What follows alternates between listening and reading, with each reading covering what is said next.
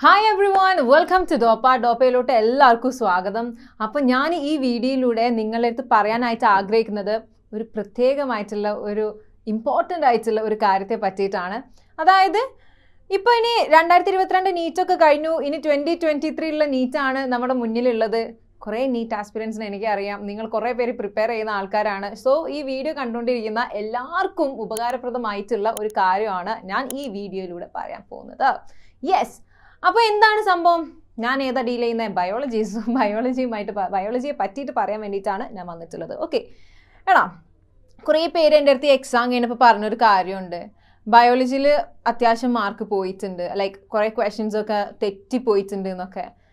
അപ്പം എനിക്ക് പറയാനുള്ളത്, ആക്ച്വലി പഠിക്കേണ്ട രീതിയിൽ പഠിക്കാത്തതുകൊണ്ട് വന്നിട്ടുള്ള ഒരു പ്രശ്നമാണ് അത്. ഞാൻ ഇപ്പോഴും പറയുന്നു, എല്ലാ ക്വസ്റ്റ്യൻസും NCERT മാത്രമായിരുന്നു, പുറത്തുനിന്നുള്ള ക്വസ്റ്റ്യൻസ് ഒന്നും ഉണ്ടായിരുന്നില്ല. സോ 2023 നീറ്റ് എഴുതാൻ ആഗ്രഹിക്കുന്ന എല്ലാവരും അറിയാൻ വേണ്ടിയിട്ട് ഞാൻ ഇപ്പം തന്നെ ഒരു കാര്യം പറയാം. ബയോളജി പഠിക്കാൻ ആക്ച്വലി ഒരു മെത്തേഡ് ഉണ്ട്. ഒരു പ്രത്യേക രീതിയിലൂടെ പഠിച്ചു പോവുകയാണെങ്കിൽ ഈസി ആയിട്ട് നമുക്ക് അറ്റ് ദ എൻഡ് ഉഷാറായിട്ട് കിട്ടിലിനായിട്ട് നമുക്ക് സ്കോർ ചെയ്യാൻ പറ്റും. അപ്പം എങ്ങനെയാണ് അത് ചെയ്യേണ്ടത്? ഒന്നാമത്തെ കാര്യം ഞാൻ പറയാം, കുറേ നമ്മൾ മനസ്സിലാക്കി, കുറേ നമ്മൾ ബൈ ഹാർട്ട് പഠിക്കേണ്ട കുറേ കാര്യങ്ങളുണ്ട്. ഓക്കെ, സോ കണ്ടിന്യൂസ് ആയിട്ട് നമ്മളത് റിപ്പീറ്റ് ചെയ്ത് വായിക്കുന്നു, അത്രത്തോളം നമുക്കത് ഇവിടെ സ്റ്റോർ ചെയ്യാനായിട്ട് പറ്റും, നമുക്ക് എക്സാമിൽ എഴുതാനായിട്ട് പറ്റും. അത്രയേ ഉള്ളൂടാ. അപ്പം NCERT നമ്മളൊരു ബൈബിൾ പോലെ കാണാം. Each and every sentence, each and every word in NCERT is that important for your NEET. Okay, അപ്പം കൺസെപ്റ്റ് വൈസ് പഠിക്കേണ്ട കുറേ ചാപ്റ്റേഴ്സ് ഉണ്ട്, അത് അങ്ങനെ തന്നെ പഠിക്കണം. ഓക്കെ, പിന്നെ കുറച്ച് ഇൻട്രസ്റ്റിംഗ് അല്ലാത്ത കുറേ ചാപ്റ്റേഴ്സ് ഉണ്ട്. ലൈക്ക് ഞാൻ പറയുകയാണെന്നുണ്ടെങ്കിൽ ഇപ്പോൾ ഒരു മിനറൽ ന്യൂട്രീഷൻ എന്ന് പറയുന്ന ഒരു ചാപ്റ്റർ എടുത്ത് നോക്കുക. അത് ആക്ച്വലി ഭയങ്കര സിമ്പിളായിട്ട് ഭയങ്കര രസകരമായിട്ട് പഠിക്കാൻ പറ്റുന്ന ഒരു ചാപ്റ്ററാണ്. പക്ഷേ കുറേ പേരെൻ്റെ അടുത്ത് പറഞ്ഞിട്ടുള്ള ഒരു കാര്യമാണ്, ഇത് ഭയങ്കര ഡ്രൈ ആണല്ലോ, ഇതൊക്കെ എങ്ങനെയാണ് പഠിച്ചുണ്ടാക്കുക, പെട്ടെന്ന് മറന്നു പോകുന്നു, ബ്ലാ ബ്ലാ ബ്ലാ. ആക്ച്വലി നമ്മൾ എന്താ പറയുക, ഒരു ചാപ്റ്റർ എടുക്കുന്നതിന് മുന്നേ ആ ചാപ്റ്റർ എന്തിനെ പറ്റിയിട്ടാണ് നമുക്ക് പഠിപ്പിച്ച് തരാൻ പോകുന്നത്, എന്തൊക്കെ കാര്യങ്ങളാണ് നമ്മൾ ആ ചാപ്റ്ററിൽ നിന്ന് പഠിക്കാൻ പോകുന്നത് എന്നതിനെ പറ്റിയൊരു ബേസിക് ഐഡിയ വേണം കേട്ടോ ആദ്യം തന്നെ. ഇപ്പോൾ ഫോർ എക്സാമ്പിൾ മിനറൽ ന്യൂട്രീഷൻ അതന്നെ എടുത്ത് പറയാം, ജസ്റ്റ് കാരണം അതൊരു ടഫ് ചാപ്റ്റർ ആണെന്നാണ് കുറേ പേര് പറഞ്ഞിട്ടുള്ളത്. അപ്പോൾ അതന്നെ ഞാൻ എടുത്ത് പറയുകയാണ്. സോ മിനറൽ ന്യൂട്രീഷൻ എന്ന് പറഞ്ഞൊരു ചാപ്റ്റർ ഇത്രേ ഉള്ളൂ. ബേസിക്കലി പ്ലാന്റ്സിന് മിനറൽസ് വേണം. അപ്പം എന്താ നമ്മളിങ്ങനെ ആലോചിക്കുക, ഓക്കെ മിനറൽസ് വേണം, അപ്പം മിനറൽസ് എങ്ങനെയാണ് പ്ലാന്റ്സിന് കിട്ടുന്നത്? മണ്ണിലൂടെ. എങ്ങനെയാണ് മണ്ണിലേക്ക് എത്തുന്നത്? അങ്ങനെ നമ്മൾ ആലോചിക്കുക. മണ്ണിലൂടെ എങ്ങനെ പ്ലാനറ്റ് അകത്തോട്ട് എത്തുന്നു, അകത്തോട്ട് എത്തിയതിന് ശേഷം അത് എന്തൊക്കെ പണികൾ അതിൻ്റെ ഉള്ളിൽ ചെയ്യുന്നു. ഇനി മിനറൽസ് കൂടിക്കഴിഞ്ഞാൽ എന്താ പ്രശ്നം, കുറഞ്ഞു കഴിഞ്ഞാൽ എന്താ പ്രശ്നം, ഇത്രയേ ഉള്ളൂ. Okay, this is all about that chapter. അപ്പോൾ ഇതേപോലെ നമ്മൾ ഓരോ ചാപ്റ്റർ എടുത്ത് നോക്കുകയാണെന്നുണ്ടെങ്കിൽ ഇത്രയൊക്കെ തന്നെയുള്ളൂ. സോ ഈ ഒരു മെത്തേഡിൽ നമ്മൾ പഠിക്കുകയാണെന്നുണ്ടെങ്കിൽ ഭയങ്കര ഈസി ആയിട്ട് പഠിക്കാം, നമുക്ക് കുറേ കാലം ഓർത്ത് വെക്കാനും പറ്റും. പിന്നെ നമുക്ക് +1 ഒരു ചാപ്റ്ററാണ് ബയോളജിക്കൽ ക്ലാസിഫിക്കേഷൻ. അവിടെ നിന്ന് മുതൽ അങ്ങോട്ട് കുറേ ചാപ്റ്റേഴ്സ് കാണാപ്പാടം പഠിക്കേണ്ട കുറേ സംഭവങ്ങളുണ്ട് അല്ലേ, കുറേ പുതിയ വാക്കുകൾ അല്ലേ, കുറേ എന്താ പറയുക ഓർഗാനിസംസിൻ്റെ പേരുകൾ, അവരുടെ ബയോളജിക്കൽ നെയിംസ് ആൻഡ് അങ്ങനെ കുറേ. അപ്പോൾ ആക്ച്വലി ഇപ്പോൾ ബയോളജിക്കൽ ക്ലാസിഫിക്കേഷനൊക്കെ എടുത്ത് നോക്കുകയാണെന്നുണ്ടെങ്കിൽ എങ്ങനെ പഠിക്കണം?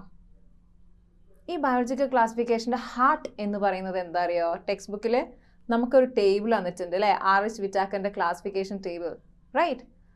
സോ അതങ്ങോട്ട് ഉഷാറായിട്ട് മനസ്സിലാക്കിയിട്ട് പഠിക്കുക. ഒരു എവല്യൂഷനാണ് സംഭവിക്കുന്നത്, ഒരു കറക്റ്റ് ഒരു എവല്യൂഷൻ. ഇന്ന ഓർഗാനിസത്തിൽ കുറച്ച് ഫീച്ചേഴ്സ് ഉണ്ട്, അതിനെക്കാട്ടും കുറച്ചൊരു അഡ്വാൻസ്ഡ് ആയിട്ടുള്ള ഫീച്ചേഴ്സ് ആയിരിക്കും അടുത്തത് വരാൻ പോകുന്ന കിങ്ഡത്തിൽ ഉണ്ടാവുക. സോ അതൊക്കെ നമുക്ക് ഓൾറെഡി മനസ്സിൽ സെറ്റാക്കി വെച്ചിട്ട് ആ ഒരു രീതിയിൽ നമ്മൾ ആ ടേബിൾ മൊത്തം പഠിച്ചു പോയാൽ പിന്നെ it's going to be very easy to deal with ആ ചാപ്റ്റർ.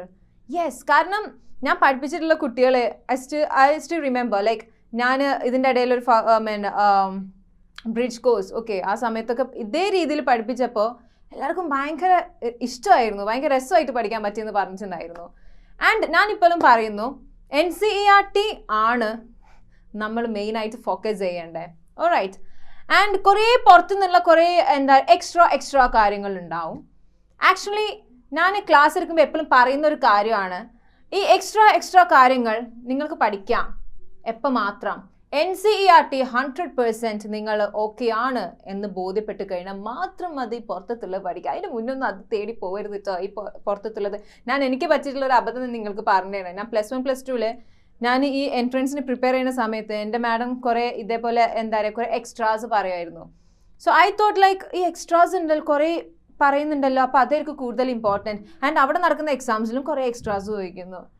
ആൻഡ് ഞാൻ 12th കഴിഞ്ഞപ്പോൾ ശരിക്കുള്ള നീറ്റ് എക്സാം എഴുതിയപ്പോൾ മനസ്സിലായത്, oh my God, I just waste all time. ഞാൻ വെറുതെ എൻ്റെ സമയം കളയായിരുന്നു. അങ്ങനെയൊന്നും പഠിക്കേണ്ട ആവശ്യമില്ല. നമ്മൾ NCERT തറോ ആക്കുക, പഠിക്കാം എപ്പോൾ മാത്രം, NCERT തറോ ആക്കിയതിന് ശേഷം മാത്രം. ഓക്കെ. ആൻഡ് അതൊരു കാര്യം. അപ്പം ഞാനെപ്പോഴും ഇവിടെ ആണെങ്കിൽ പോലും ഡോപ്പിലെ ക്ലാസ്സസൊക്കെ നിങ്ങൾ ശ്രദ്ധിച്ചാൽ മനസ്സിലാവുന്ന ഒരു കാര്യം, നമ്മൾ NCERT വെച്ചിട്ടാണ് ഉഷാറായിട്ട് എല്ലാ കാര്യങ്ങളും പറയുന്നത്. ആൻഡ് ഇയർലി 150 to 200 ക്വസ്റ്റ്യൻസ് നമ്മൾ ആ ഒരു ചാപ്റ്റർ കഴിയുമ്പോൾ തന്നെ നമ്മൾ ഡിസ്കസ് ചെയ്യുന്നുണ്ട്. സോ അതിനപ്പുറത്തേക്കൊന്നും ചോദിക്കൂല. സോ ഇത് ഞാൻ അഷ്വർ ചെയ്യുന്ന ഒരു കാര്യമാണ്. ഓക്കെ, നിങ്ങൾ എന്താ പറയുക, ഇവിടെ എടുക്കുന്ന പോലെ പഠിക്കുകയാണെന്നുണ്ടെങ്കിൽ ബയോളജിയിൽ 360 out of 360 നിങ്ങൾക്ക് ഈസി ആയിട്ട് സ്കോർ ചെയ്യാം. അത് ഞാൻ തരുന്ന വാക്കാണ്. ബിക്കോസ് സിമ്പിളാണ്. ഓക്കെ, നമുക്ക് തെറ്റ് പറ്റുന്ന കുറേ എന്താ പറയുക കുറേ സാഹചര്യങ്ങളുണ്ട്.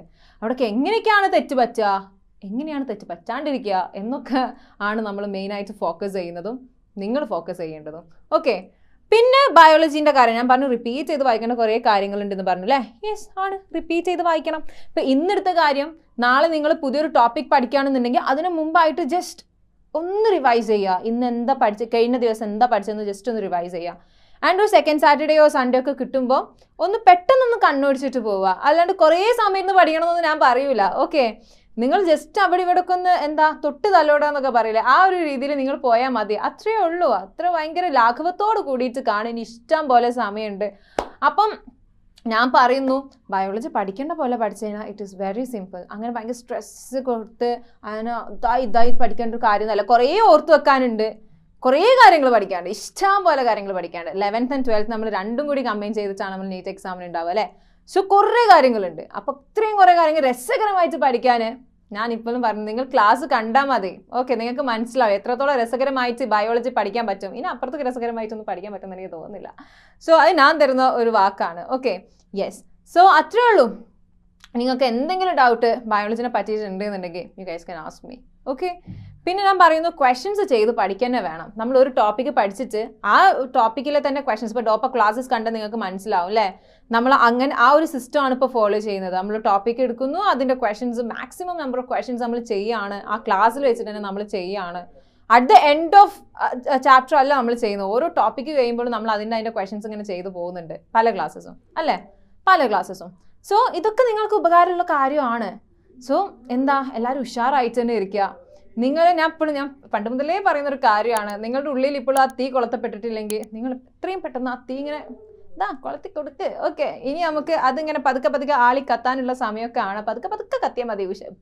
ആദ്യം തന്നെ ആളി കത്തിയിട്ട് മൊത്തം പടർന്ന് പിടിക്കണ്ട. Okay, fine. സോ നിങ്ങൾ എന്ത് ചെയ്യാം, ഒരു മുയലിനെയും ആമനെയും പറയുകയാണെന്നുണ്ടെങ്കിൽ ഒരു ആമനെ പോലെ മാത്രമായിട്ട് പോവുക. അവസാനം മതി. നമുക്ക് ഇപ്പം നടക്കുന്ന എക്സാംസിന് റിസൾട്ട്സ് ഒന്നും നിങ്ങൾ ഇതാക്കണ്ട. നിങ്ങൾക്ക് ആ ഒരു ട്രാക്കിൽ എത്തിപ്പെടാൻ കുറേ പേർക്ക് ടൈം എടുക്കും. Don't worry. ഓക്കെ, നമുക്ക് ലാസ്റ്റ് റിസൾട്ട് മതി. മനസ്സിലായോ? ഫൈൻ. സോ അത്രേ ഉള്ളൂ. അപ്പം പറഞ്ഞ കാര്യങ്ങളൊക്കെ എല്ലാവർക്കും ഓർമ്മയല്ലേ? ബയോളജി ആരും പേടിക്കേണ്ട കാര്യമൊന്നുമില്ല. ഉഷാറായിട്ട് പഠിക്കാടാ. Very simple. Okay, so by.